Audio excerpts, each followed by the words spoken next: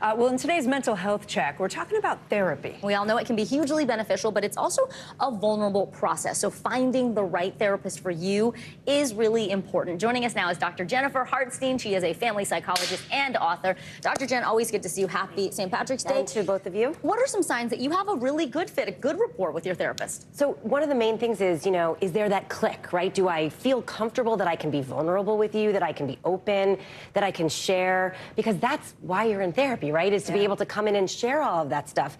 Is there a really nice balance between validating how you're feeling and pushing you for change, right? There's this kind of dance that has to occur in therapy.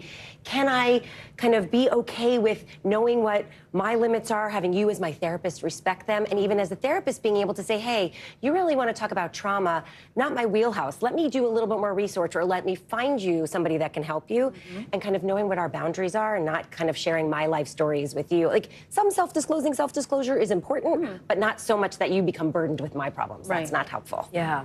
And I'll be open. I've dealt with some of this with family members where you have a therapist and then either maybe they have to leave or it just isn't the right fit. How do you know if it's not the right fit, if you need to find someone else? Yeah, I think that, first and foremost, like, it's kind of like dating. You almost need to be a similar consumer when you're dating and when you're finding a therapist. Sure. Right? Because if I'm in there and I'm not feeling it and I'm feeling maybe judged in some way or misunderstood somehow, that's not helpful.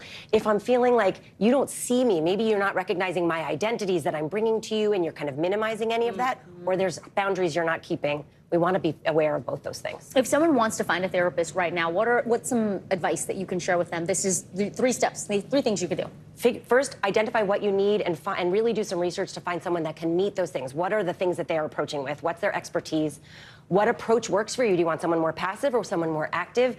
And then call a couple of them, do a little research, see what feels good to you, and go with that. And but you're going to need a couple sessions before you can really know whether it's working. Okay, so give it a chance. Yeah. But it's okay to kind of try people out, try therapists out, and decide that's not working, I'm going to switch. And a lot of people give you a 15-minute consultation, so take advantage of that. All right, Dr. Jennifer Hartstein, thank you so much. Thanks. Great to see you. There is much more news ahead. You are watching NBC News Daily.